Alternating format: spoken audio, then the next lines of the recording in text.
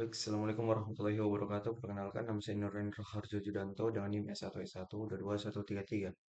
Pada video kali ini saya akan membahas mengenai Object Oriented Programming with Python.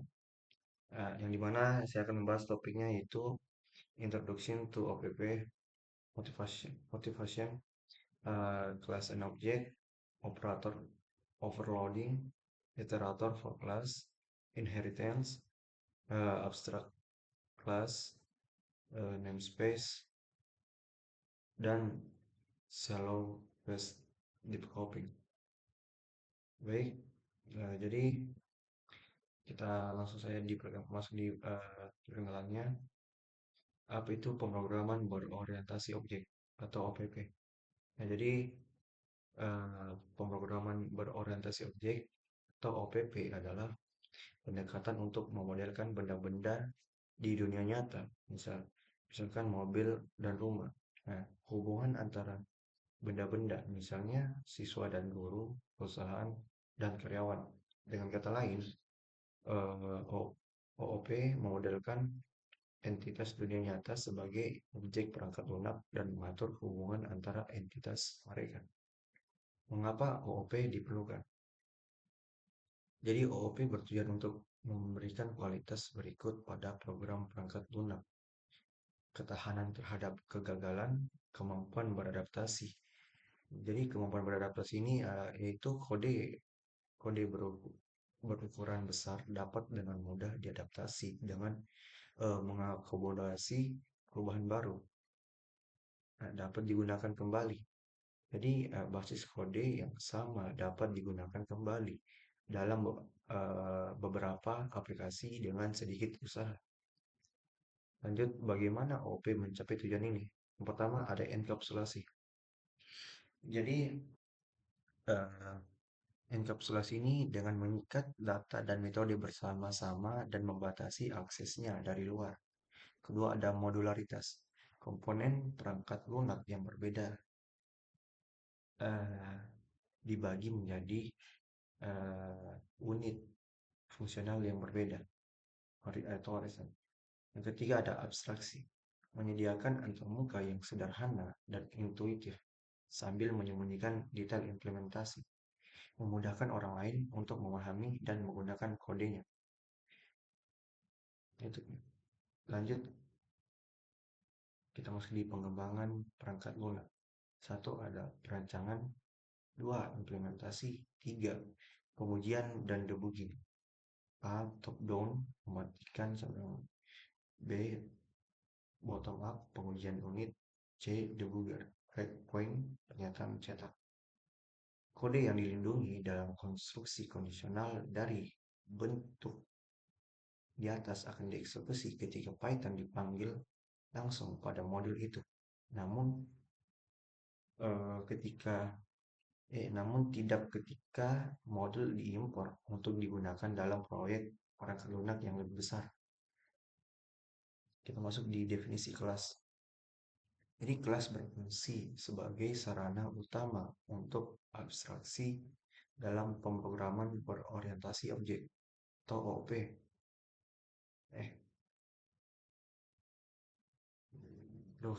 Sorry. Pemrograman berorientasi objek, atau PBO. Nah, sebuah kelas terdiri dari dua komponen berikut.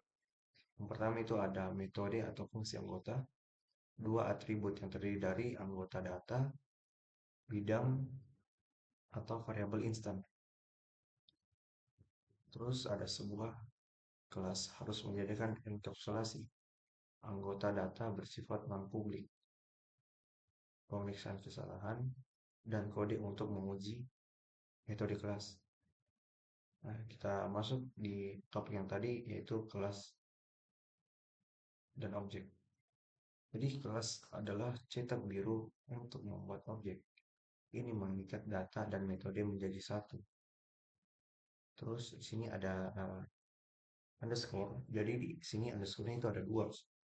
Cuma nggak kelihatan. Di sini underscore-nya double atau namanya underscore ganda. Jadi uh, underscore ganda init underscore ganda tanda kurung adalah konstruktor yang dipanggil ketika suatu objek dibuat. Python tidak mendukung kontrol akses formal. Kebijakan ini menerapkan perlindungan data yang hanya berdasarkan konvensi. Nah, jadi nama anggota yang dilindungi diawali dengan garis bawah tunggal. Jadi yang nama anggotanya dilindungi itu cuma memakai tanda underscore tunggal. Sedangkan nama anggota data pribadi diawali dengan garis bawah ganda atau apa, ya, atau underscore ganda. Di sini ada apa, codingan dan output. Kita coba tes saja.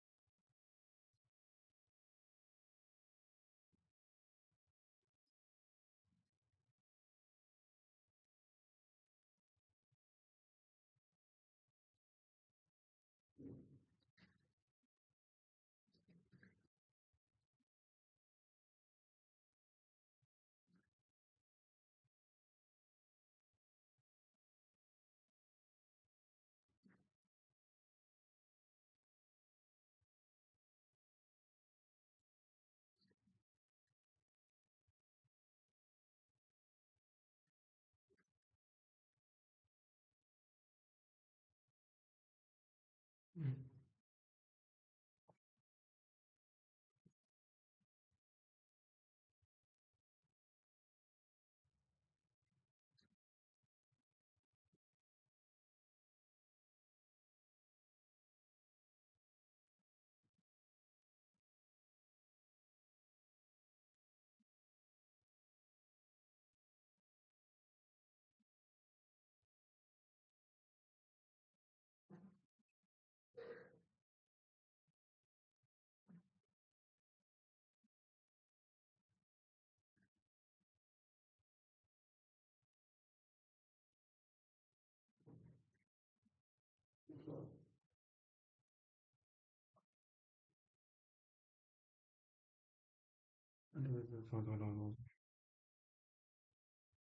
Self name known, X known, sudah. Ya, oke.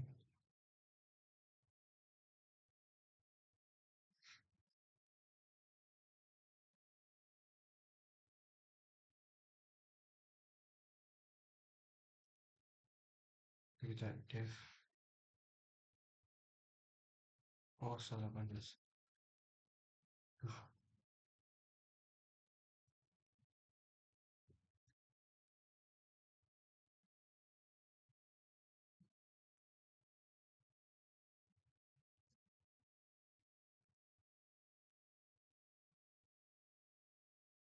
Hmm.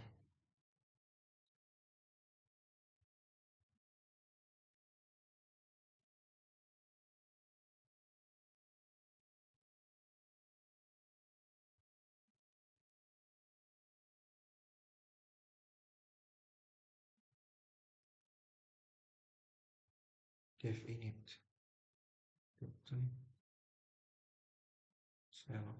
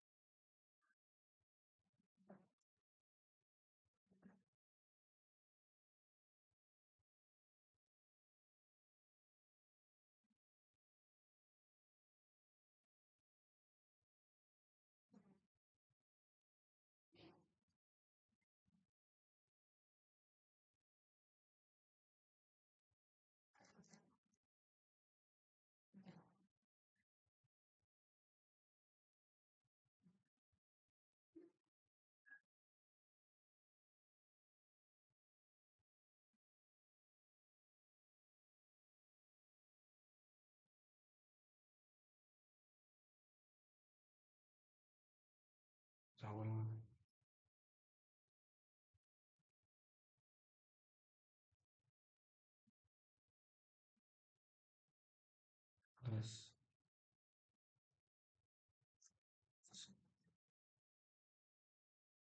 susah plus oh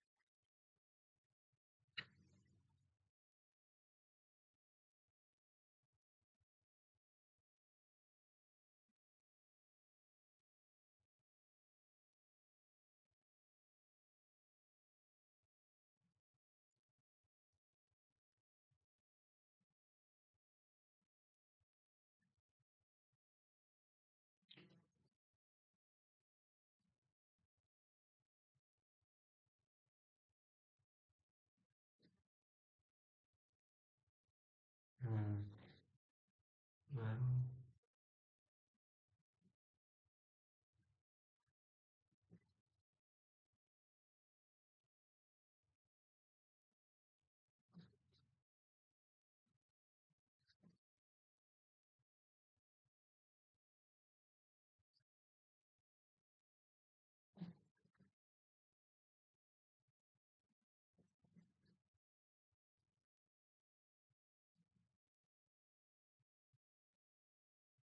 hmm, itu sudah sampai sini.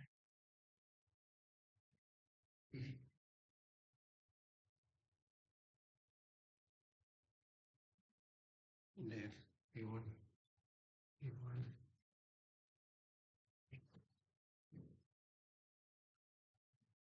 Ruslan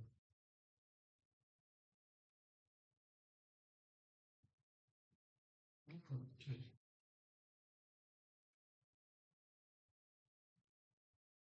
hmm, ada tiga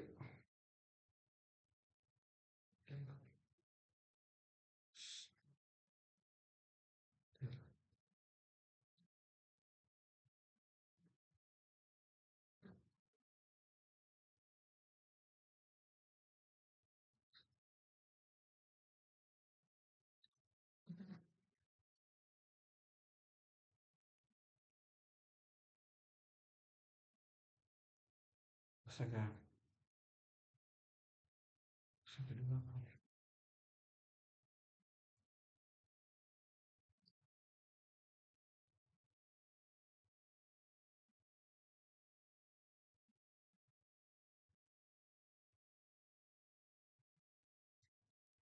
hmm,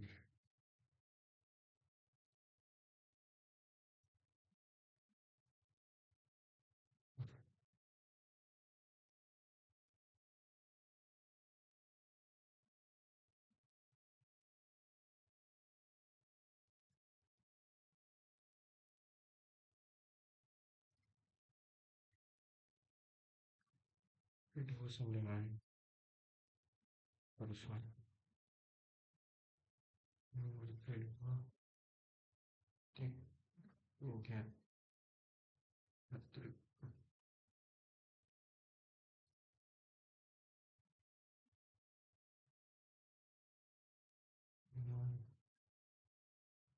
get Patrick kedua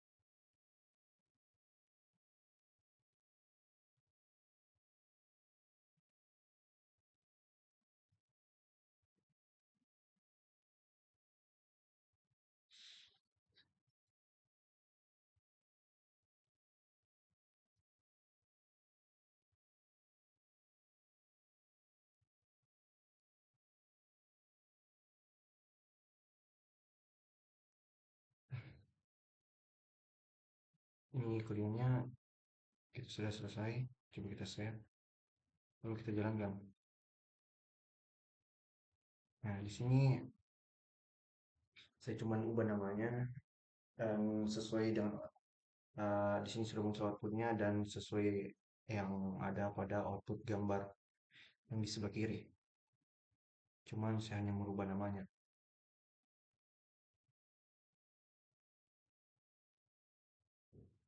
Oke,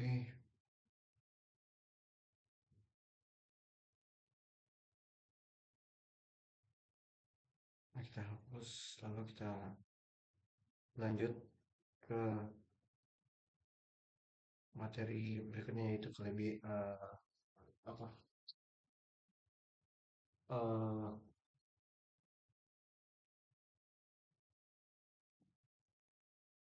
jadi kita masuk di kelebihan operator. Kelebihan operator itu mendefinisikan ulang perilaku operator dan fungsi standar untuk berbagai objek yang ditentukan pengguna. Sini ada operator standar plus menyediakan fungsionalitas berbeda untuk operan berbeda. Sini ada tanda panah dan di tanda panah ini terdapat ada A sama dengan siswa satu tanda kurung, B sama dengan siswa 2 tanda kurung. Terus ada tim sama dengan A plus B. Nah, di sini ada contoh codingannya, di mana ada juga outputnya. Kita coba saja. Kita buka Visual Studio Code.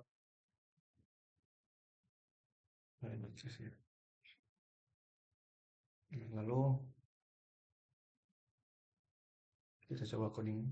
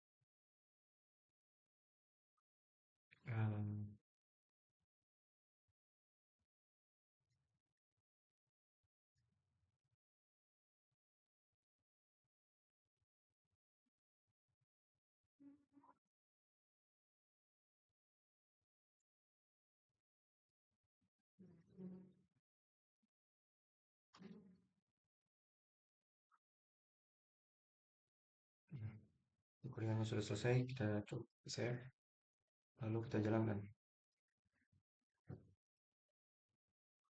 Nah, di sini sama seperti ini eh, outputnya.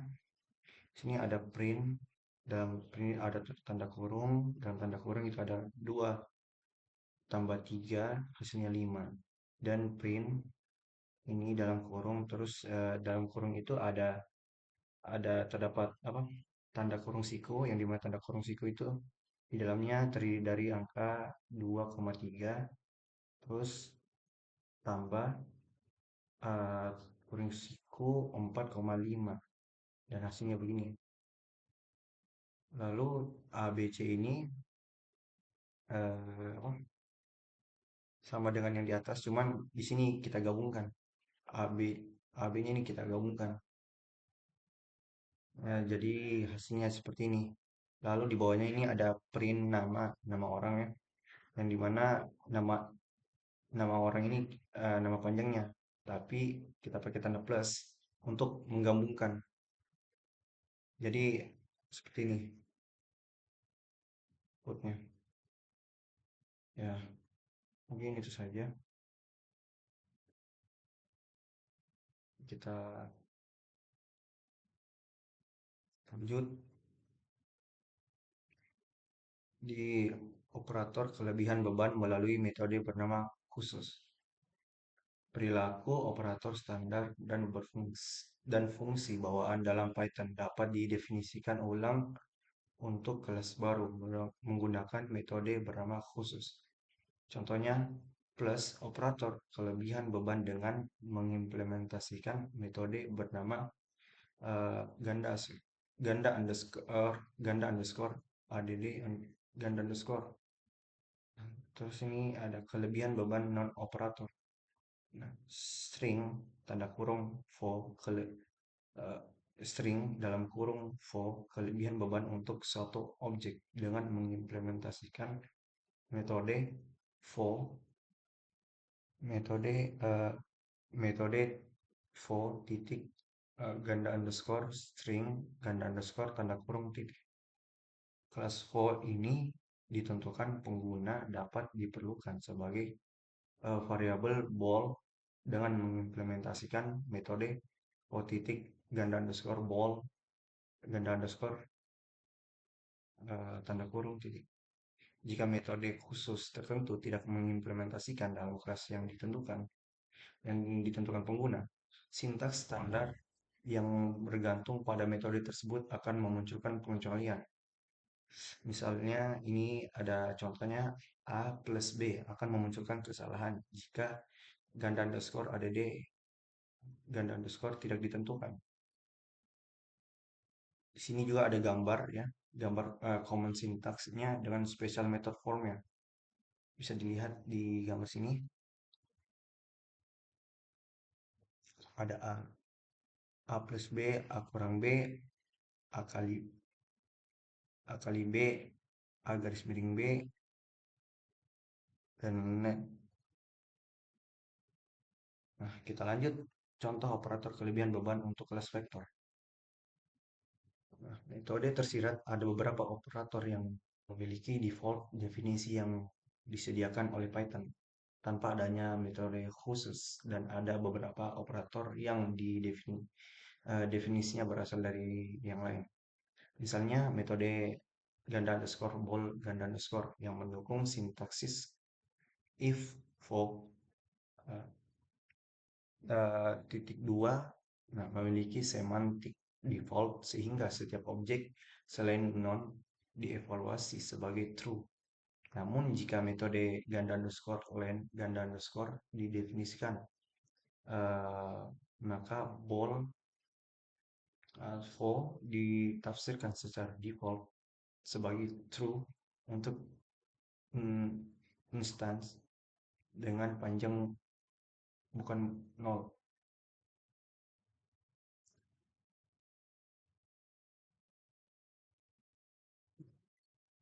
Kita lanjut di wah ini iterator for class atau iterator untuk class.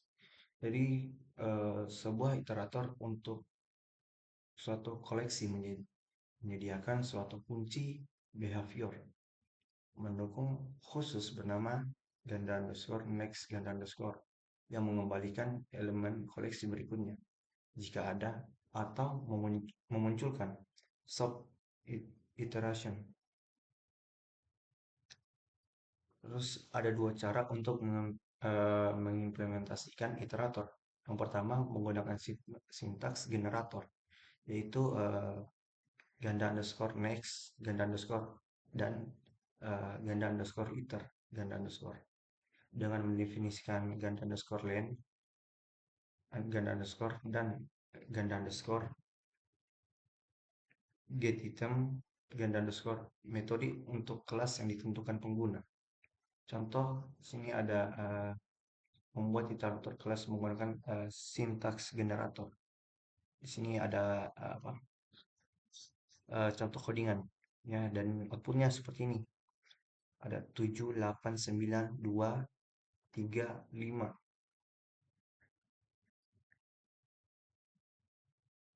Lanjut, membuat iterator kelas menggunakan fungsi ganda underscore len, ganda underscore, dan ganda underscore get item, ganda underscore.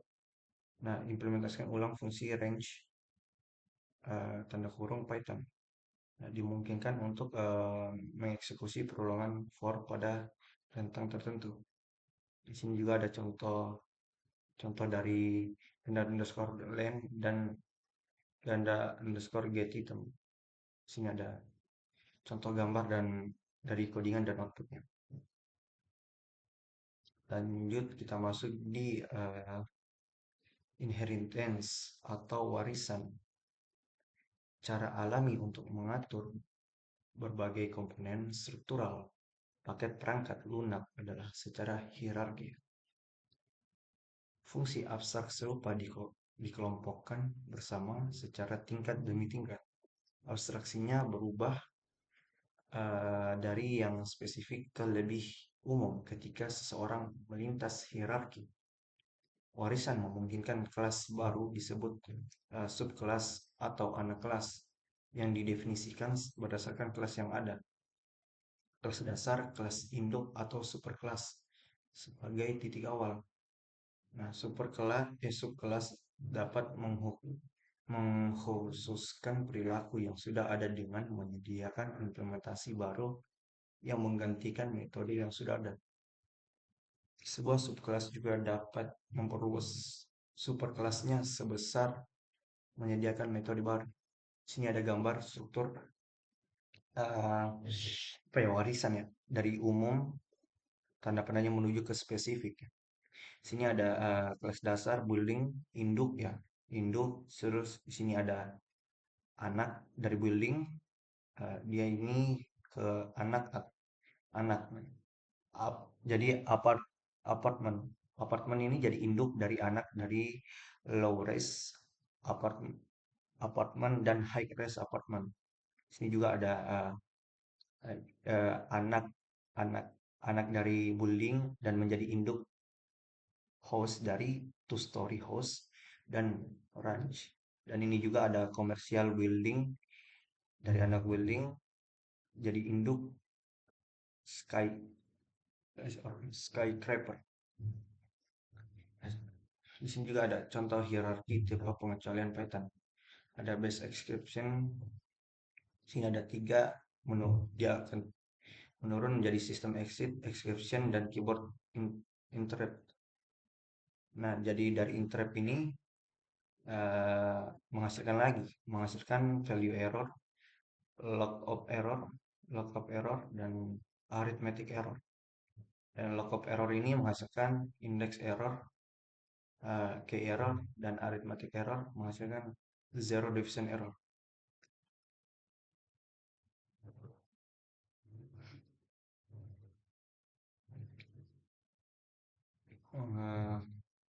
Lanjut,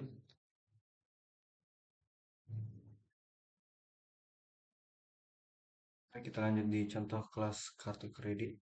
Di sini ada contoh codingan ya. Contoh codingan dari kelas kartu kredit.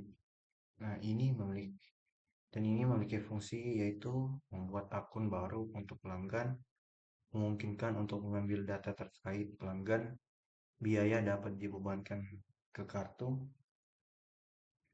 pengguna dapat melakukan pembayaran untuk menjaga saldo kartu, terus pengeluaran tidak boleh melebihi batas kartu. Lanjut kita ke contoh kelas warisan. Ini sini ada codingan ya. Lalu kelas ini memiliki mewarisi konstruktor kelas induk untuk membuat pelanggan baru, memodifikasi perilaku pengisian kartu dengan memungut $5 jika tagihan ditolak, memodifikasi fungsi pembayaran kartu dengan membebankan bunga saldo yang telah jatuh tempo. Lanjut contoh kelas warisan lainnya, kemajuan. Nah, sini ada contoh codingan, langsung kita masuk. Kelas dasar menghasilkan urutan umum. Ia menggunakan sintaks generator, tanda kurung, dalam kurung, ganda ganda underscore, next ganda underscore, koma, ganda underscore, iter, ganda underscore, untuk menyediakan kemampuan iterasi. Buat 3 kelas anak baru untuk memperluas kemampuan kelas dasar ini. Di sini ada kemajuan. Nah, kemajuan ini terdiri dari aritmatika kemajuan, geometris kemajuan, dan Fibonacci kemajuan.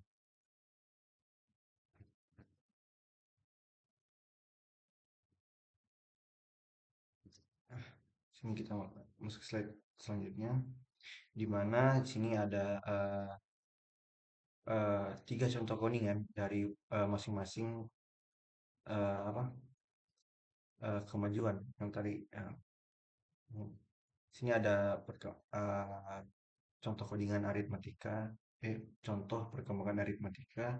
Sini dan ini perkembangan geometris, dan yang ini contoh codingan perkembangan Fibonacci. Jadi setiap kelas anak memodifikasi kelas dasar konstruktor ganda underscore init ganda underscore tanda kurung, memodifikasi metode underscore advance tanda kurung. Di sini saya akan coba membuat salah satu membuat contoh codingan dari salah satu ini yang dimana kita akan mengikuti contoh codingan dari perkembangan Fibonacci. Kita geser kalau kita ini.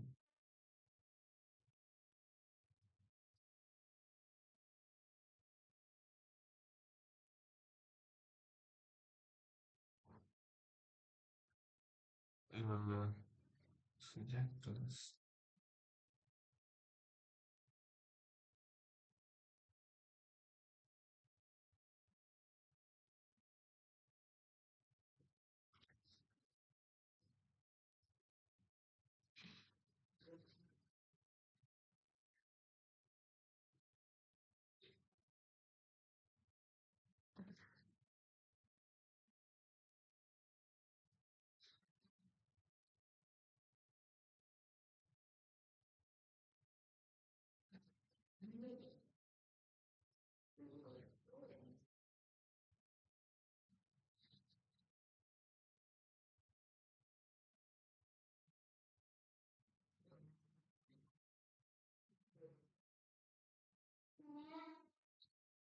hmm, sudah div Discord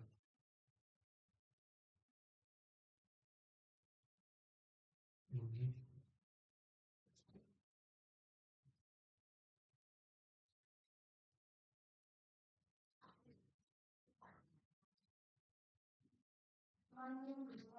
fierce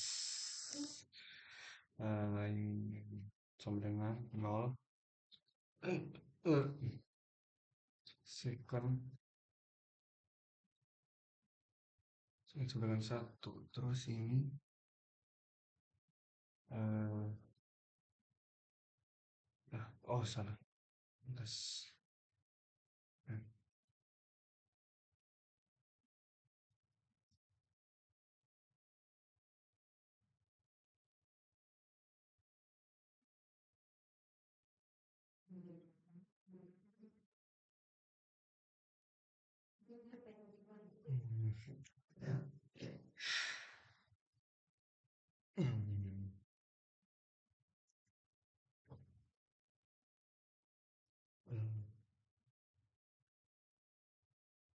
Jenis sukar terus kemudian tanda kurung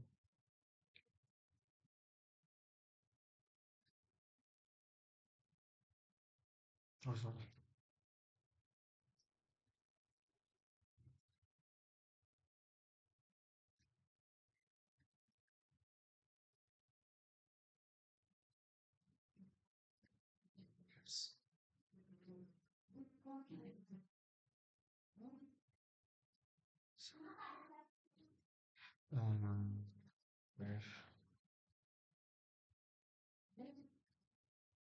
hmm, hmm, hmm,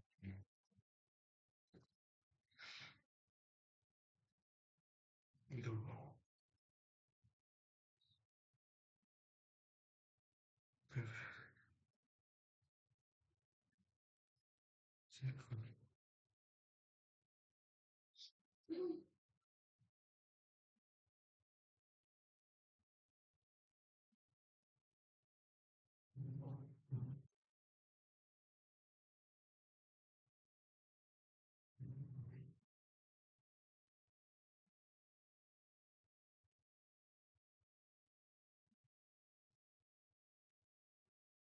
dia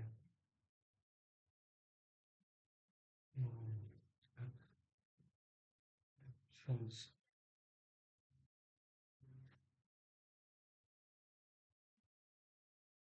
salahnya self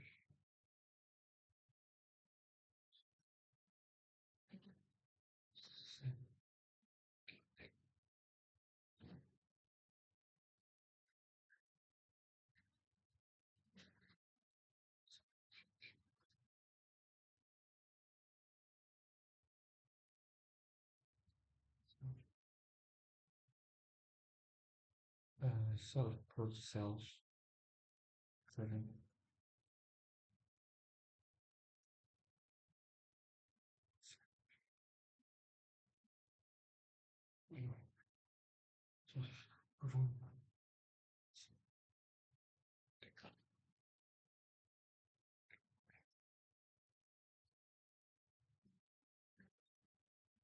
seorang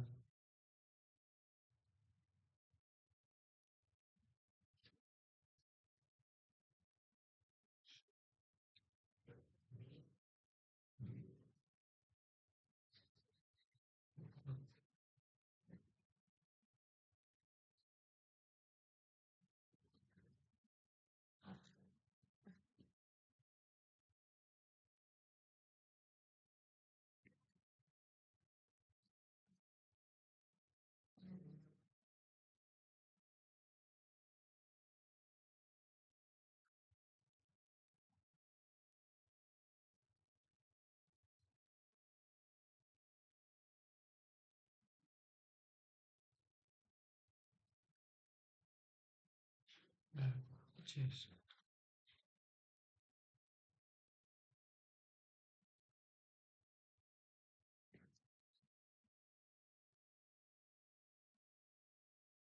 jadi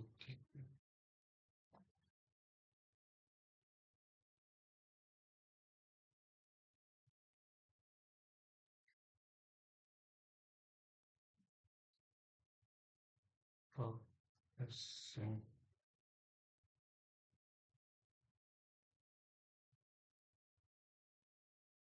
plus Fibonacci Fibonacci regression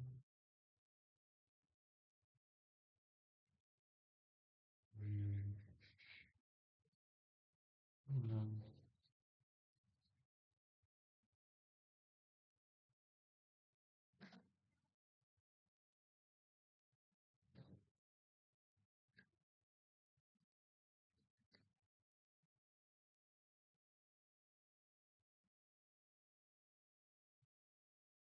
Nah, sudah selesai.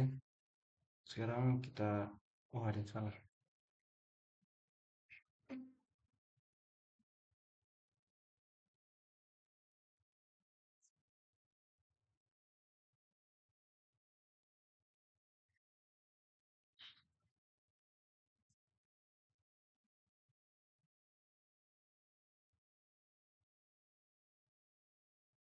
Hmm,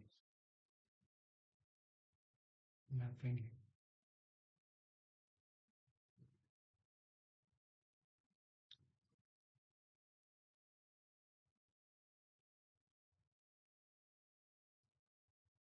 Hmm, Regression.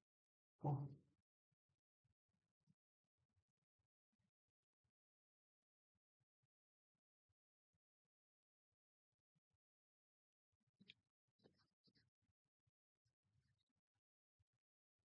aduh.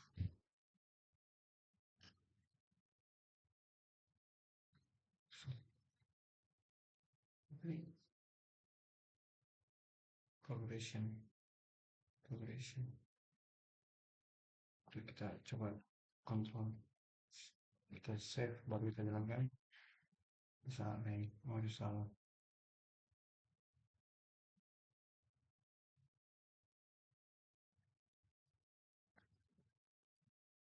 Progression,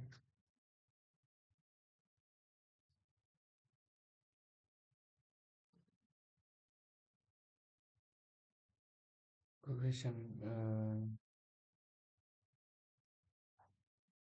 progression ini.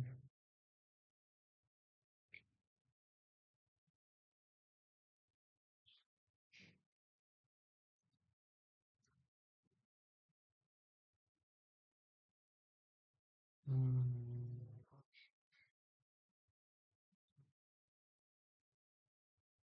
progression.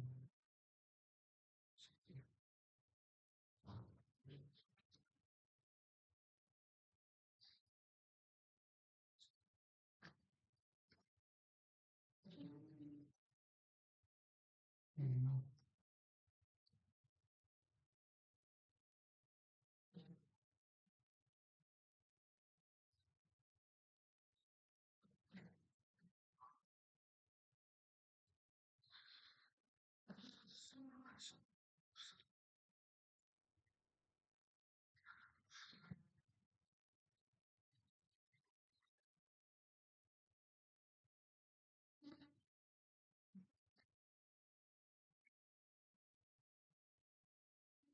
Progression.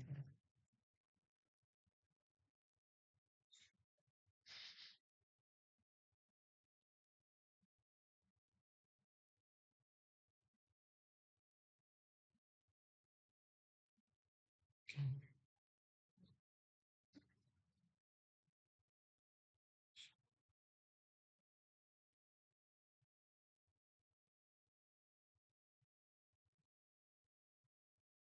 Hmm, Terus sepertinya ini ada kesalahan dengan saya. Kita lanjut saja. Saya akan jelaskan dari sini. Nah, jadi dari codingan yang ini ya, dari gambar yang ini, silakan benar juga atau tidak, sini akan menghasilkan angka, yang dimana angkanya, angka outputnya itu ada 0, 1, 1, 2, 3, 5, 8, 13, 21, 34. Dan di bawahnya itu ada 4, 6, 10, 16, 26, 42, 68, 110, 178, dan 288. Kita lanjut di abstrak kelas atau kelas abstrak. Nah, kelas abstrak dapat dianggap sebagai cetak biru atau tempat untuk kelas lain. Kelas abstrak adalah kelas yang berisi satu atau lebih metode abstrak. Metode abstrak adalah metode yang memiliki deklarasi tetapi tidak ada implementasi. Kelas abstrak tidak dapat dipakai. Dibutuhkan subkelas atau anak kelas, kelas anak untuk menyediakan implementasi. Kelas abstrak diperlukan untuk menyediakan abstraksi atau antarmuka yang disederhanakan atau API sambil menyembunyikan implementasi yang mendasarinya. Python menyediakan kelas abstrak dengan mendeklarasikan kelas dasar abstrak ABC yang dapat diwarisi oleh kelas turunan lainnya. Kita lanjut slide selanjutnya. Nah, sini ada contoh satu, yang mana sini ada tag abstract method yang mewajibkan untuk mendefinisikan ulang metode di kelas anak. Terus contoh dua. Contoh dua ini eksplorasi konstruktor kelas dasar untuk analisasi. X mendefinisikan ulang metode abstrak di kelas dasar. Kita akan coba contoh kedua dari metode abstrak. Kita masuk di sini.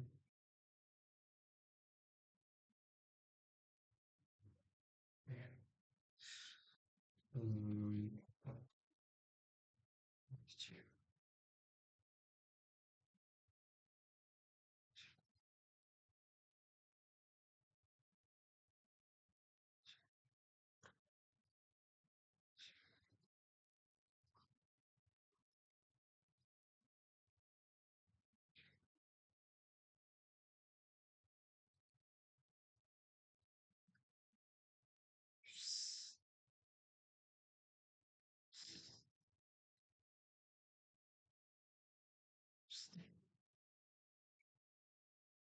abstrak method. Terus lanjut kelas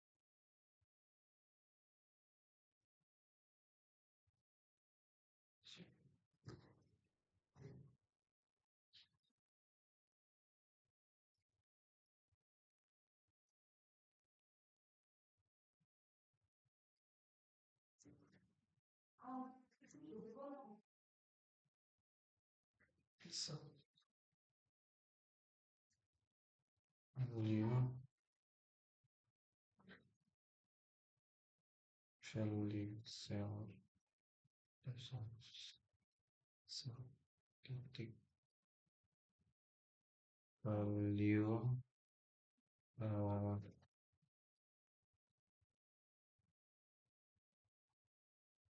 super super tanda kurung titik dan underscore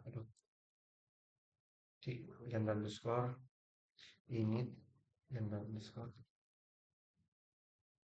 dan.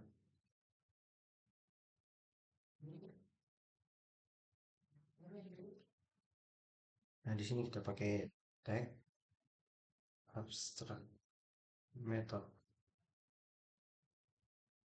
terus def do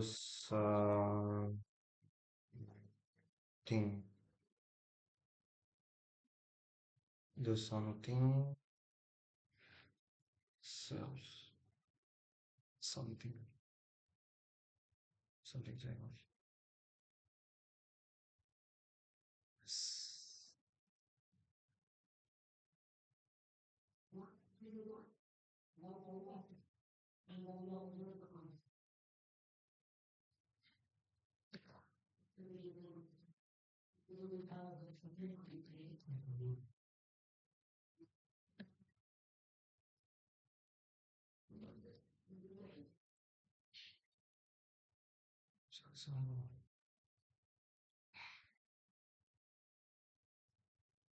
def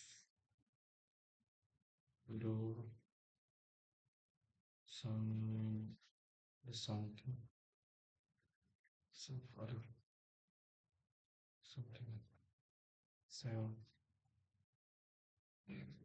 something sell um sell titik or seven. How do you empat dua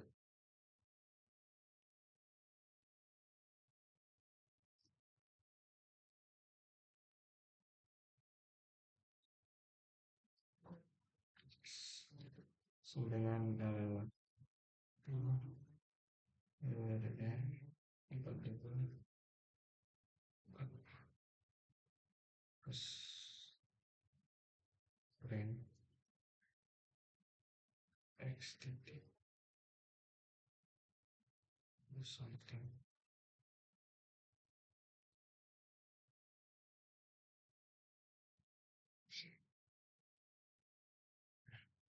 Kuringannya sudah selesai dan kita coba untuk apa, jalankan hasil. Nah, sesuai dengan hasilnya yaitu 46.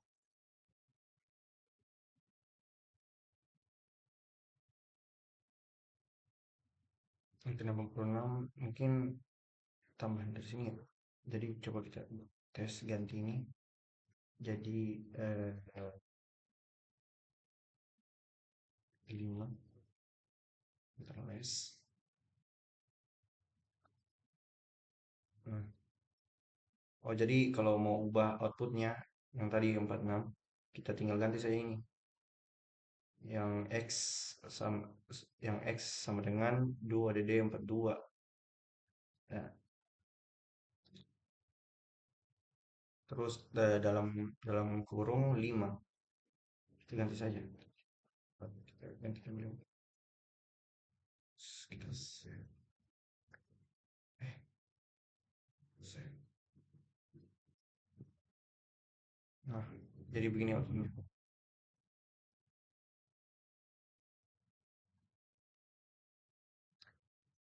Kita lanjut di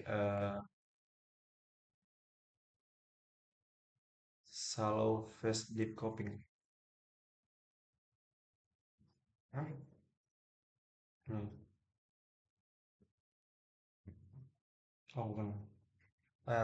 Kita lanjut selanjutnya ruang nama dan orientasi objek. Sini ruang nama kelas mencakup semua deklarasi yang dibuat langsung di dalam isi definisi kelas. Di sini ada gambar ya, yang dimana ruang nama kelas dari kartu kredit.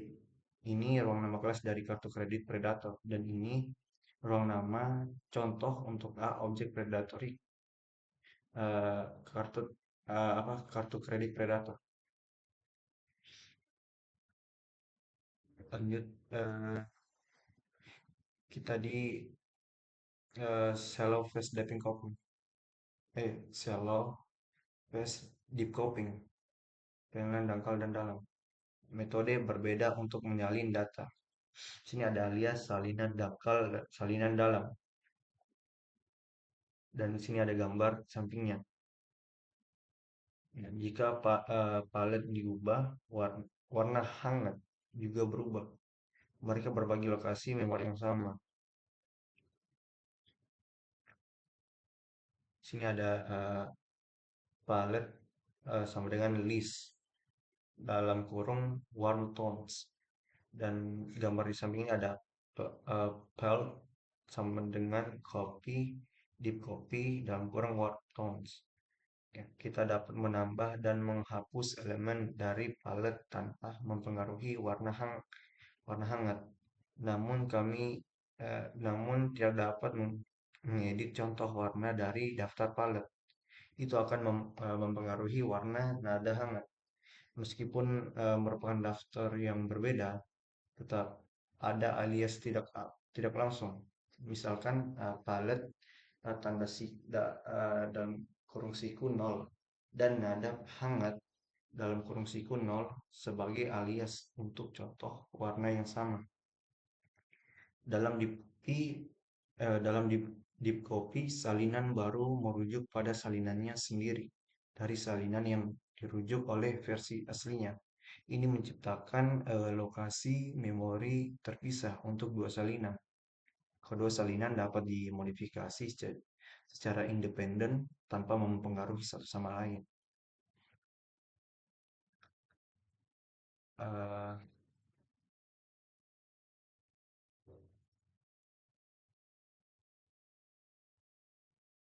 hmm. Baik, kita masuk di slide ringkasan. Jadi dalam model ini kita membahas apa itu OOP yang dan mengapa diperlukan, bagaimana cara membuat kelas dan objek, bagaimana cara membebani operator dan fungsi standar untuk kelas yang ditentukan, pengguna, bagaimana menyusun program melalui pewarisan, bagaimana cara membuat dan menggunakan kelas abstrak, dan perbedaan antara penyalinan dangkal dan dalam. Baik, mungkin itu saja video dari saya mengenai mengenai object oriented programming with Python. Ya, mohon maaf jika ada salah kata dan saran mungkin bisa dipelajari di Wetter School juga karena di situ lengkap tutorial Python. Sekian dari saya, wabillahi taufiq wal hidayah. Wassalamualaikum warahmatullahi wabarakatuh.